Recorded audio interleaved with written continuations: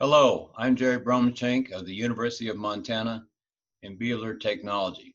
Today we're going to talk to you about radio frequency identification tags, or RFIDs, and how they may be of use to you. RFIDs are used for asset identification. In this case, it's usually the honeybee itself, and that's mainly for research, or the beehive. And that's mostly what I'm going to be talking about today. So RFIDs can be used to mark assets, to identify them, to locate them, to track them, and to inventory them. Langstroth in 1852 transformed the ability to assess colony health with his concept of bee space and his movable frame hive. Today, we're finally on the verge of revolutionizing bee colony management with a lot of technologies that will be described to you by other speakers and myself over the following week. Today's chat, though, is about RFID ID tags. First, a little history. The first colony monitoring workshop was held in 2012, 160 years after Langstroth patented his hive. Working with Ron Gilbert and his team at Pacific Northwest Labs in the early 2000s, we put some of the very first RFID tags on bees. We then pioneered the use of RFID tags for beehive identification when in 2010 we sold a roll of tags to Joe Trainer, a California-based broker of bees for almond pollination. RFID, again, as I said before, stands for radio frequency identification tags, and the readers and related devices and services. Basically, an RFID tag is an upgrade of a barcode. It carries similar information. Whereas barcodes present an image that has to be visually scanned, RFID tags are tiny radios that are triggered by an electromagnetic pulse from the reader. The Langstroth hive design set the standard for movable frame hives with the proper bee space. Variations of his design are common among professional beekeepers worldwide. These beekeepers run hundreds to tens of thousands of bee colonies. In addition, in the US, Canada, New Zealand, Australia, and many other countries, white is a popular beehive color, especially in warmer climates where light colors are used to reflect light and heat. Unfortunately, stockpile yards with hundreds to tens of thousands of colonies of bees are hard to protect from thieves, especially when the hives are sitting on pallets. Dishonest beekeepers with motorized hive loaders can rapidly load large flatbed trucks and be gone before anyone can intercept them. In California, beehive stockpile yards are spaced over an area of more than 650 kilometers or 400 miles in length. To identify tags, beekeepers historically have stenciled their company name on hive bodies, used unique colors to mark their hives, highly decorated their hives to make them stand out, used cattle ear tags as the most readily available form of marking, or specialty tags such as Ian Stepler's information tracking label shown in the bottom right, where you peel off parts of the label to indicate times when you were by and what types of things you've done. Ian's farms are up in Canada. Professional beekeepers, though, need something quicker and more permanent. Some have tried to use barcodes for beehive identification, location, inventory, and tracking. However, barcodes are easy to remove, often fall off or fade out. Metal barcode tags are more permanent, but are expensive. I know of a beekeeper who spent over $40,000 on metal tags and then didn't use them. For beekeepers with hives on pallets in groups of 4 or 6, the barcode is often accidentally turned inward, where it can't be read by the reader. These pictures are examples of RFID tags. Most are passive tags, the so-named squiggle tags. The passive tags have a tiny nanoblock-sized receiver transmitter in the very center of a film-like copper antenna. That is embedded in a plastic film that usually has adhesive on one side, just like a Band-Aid. The size of the antenna, the squiggle, affects read range. The tiniest tags used on bees for research have a read range of only a few centimeters or less than an inch. A large antenna can extend the range to meters or yards. Now, the passive tags are energized by the reader itself. There is no battery in these tags. Active tags, on the other hand, have a battery to boost the transmitted signal. For example, polar bears can be tracked with RFID ear tags from a plane. Barcodes use reflected light and require line-of-sight scanning, one item at a time. They're also easy to remove, replace, and counterfeit. RFID tags do not require line-of-sight scanning.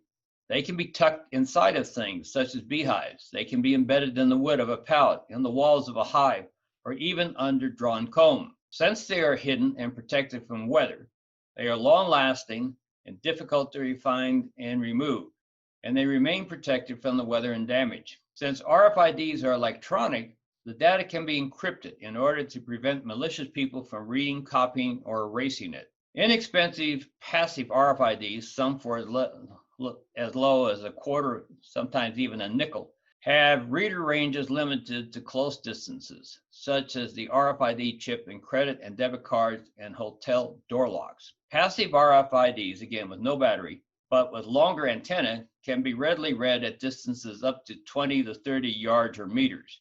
If these relatively inexpensive tags are applied to pallets or hives, the tags can be read when standing near the hives with a handheld reader, by driving through the bee yard with a truck with a reader on the headache rack, or when a truck loaded with beehives drives through a toll booth, crosses a border, or pulls into a way station.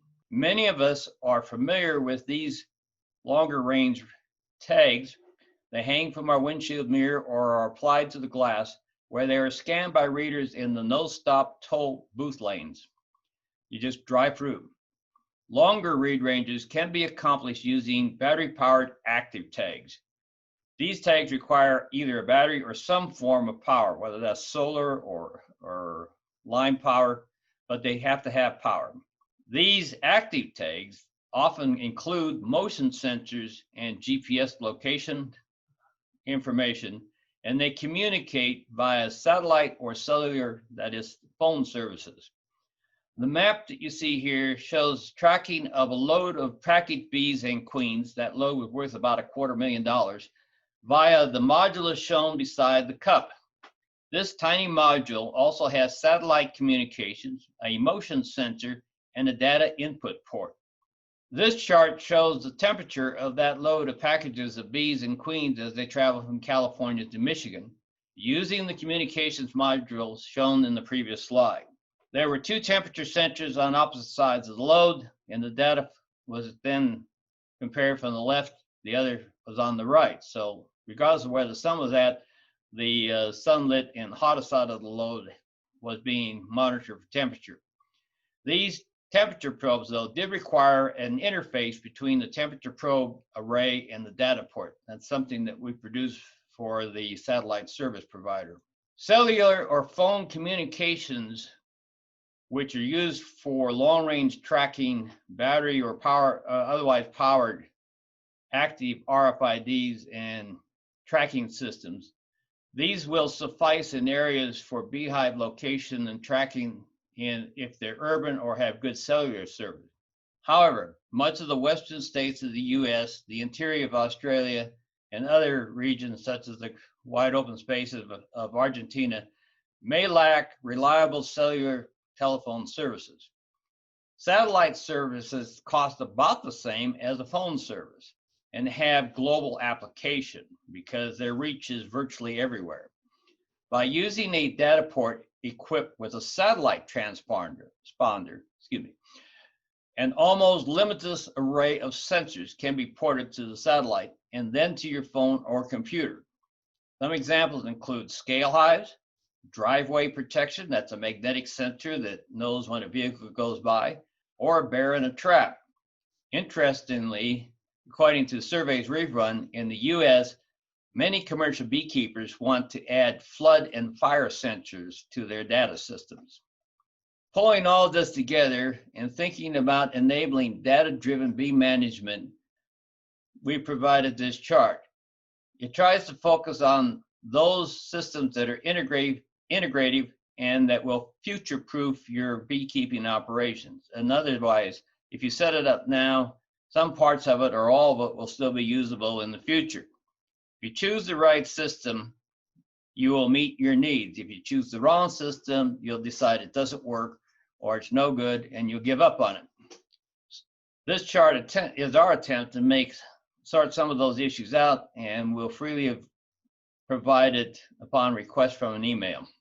For true data-driven management, the primary objective is to collect data by hive and location. You will need some equipment. Minimally, you need a handheld reader for the bee yard.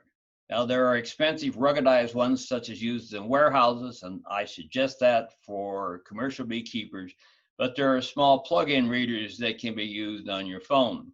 You may also want to consider a reader that could be mounted on your truck so that you could drive through and inventory a yard, and then move that reader over onto your extraction conveyor so that you can record honey production by hive and location. And we even envision that a reader on a drone may be useful, especially if you suspect that your stolen hives are over across the fence in some yard. Now, in addition to tags and a reader, you will need some form of app, usually on the reader itself, on your phone or tablet. You need to record what you're doing. I suggest you start small.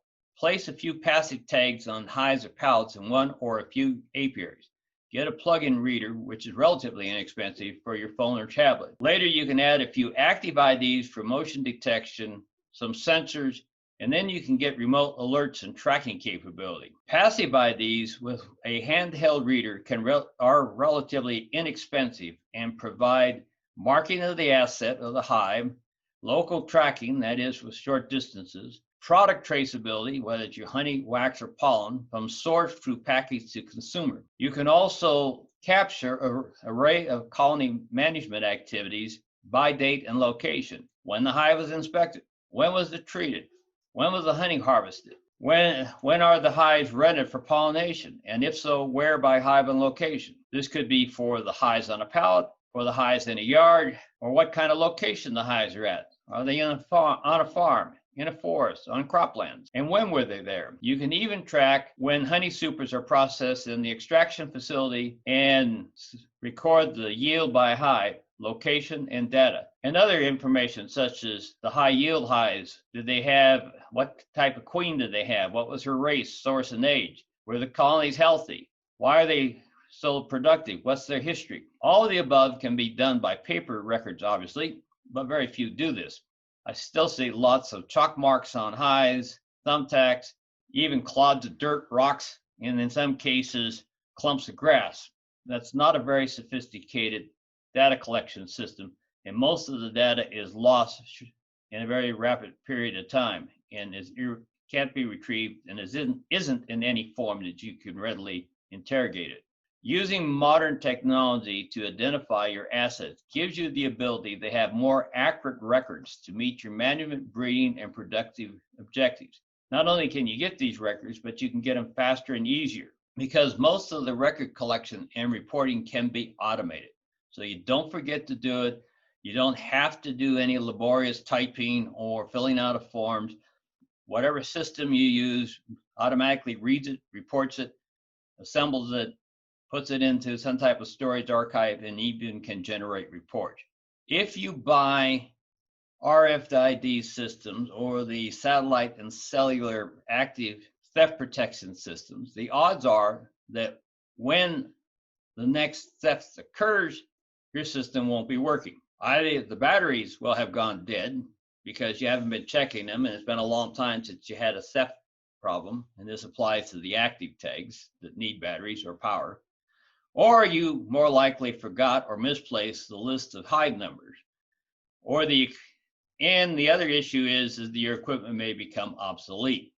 In this day and age, a few years or a decade is the difference between a Model T and a Porsche car. So don't buy a system simply to address the theft problem. Instead, start to build a system that meets your daily needs. Make it useful for many purposes. Use it to improve your management by providing database information. Your setup costs will be similar, but you will get daily reports that can help you improve the efficiency of your business and the profitability. Theft protection then becomes a bonus. I'm from a farming background in cereal grain harvesting and dairy. Both of these aspects of agriculture now use technologies that did not even exist even a few years ago. For example, the cereal grains uses yield mapping, and the cattle and their diet and their productivity is often monitored through RFIDs and other sensors located in their ear, and I've seen some in which there are tags under the skin. I've also speculated that one could mount sensors in the rings used for cattle and bulls. To date, beekeepers' small foray into these areas has consisted of buying tracking devices after a theft incident at sporting goods stores. But these trackers have a limited battery life, no data port, and usually employ satellite communication services. Again, cellular or phone service can be very spotty in rural areas and even in some urban areas where there are so many sources of radio frequency waves that they effectively block the transmission of or communications or fuzz it or in other ways degrade it. Overall, based on cost, we highly recommend satellite. It's global. Now, you do have to make sure that your hives aren't sitting underneath the cliff, and you may not be able to track in the middle of New York City where you've got towering hotels and businesses and towers all around you. But in any open area, satellite service can be reached by the satellites that are in orbit. So it virtually gives you global coverage. So my point here is there are better options available than what you find at the sporting goods store, and they're often at a lower cost, or they're a lower cost when you factor in how much more they can do. Theft protection in a state like California could be quickly transformed simply using inexpensive RFIDs in each hive. The infrastructure for intercepting loads of stolen hives is already in place and being used by other industries. If you're interested at all in these technologies, as I said, find someone that knows both beekeeping and the array of technologies available to you. Don't go with someone that specializes in just one brand name service. There are hundreds or thousands of services available to you. Find someone that is knowledgeable and then design a system starting small that fits your needs. If you have any questions or need to know who can help you with specific needs, feel free to contact us. I think it's time to put in place a well-designed state and nationwide service for the theft protection. And in doing so, we will also enable beekeepers to more effectively and efficiently manage their hives and maybe save you a lot of running long distance to look at beehives to check on how they're doing when you could be doing it from the comfort of your home, your office, or your car. And again, when I speculate about this type of scenario, I am also thinking not simply of RFIDs, but other enabling technologies that are being covered this week. So since 2012, where we had 6 people show up, in 2018, where Frank and I have more than 80 on our mailing list, the world is changing, and there are opportunities out there for beekeepers to effectively change the way they do things. We're not telling you don't play with your bees. We're not trying to say you need to throw everything away. We're saying that there are some things out there that will really help you do a better job with less work. So thank you for listening to the presentation. That's basically all I have to say today. Feel free to contact me at any time. You can reach me at beeresearch@aol.com, at my Gmail at beehealthguru@gmail.com, on our bulletin board at www.beehealth.guru. And if you're serious about needing consultation or wanting somebody to provide you products and services, call me at 406-544-9007. Thank you much, and goodbye.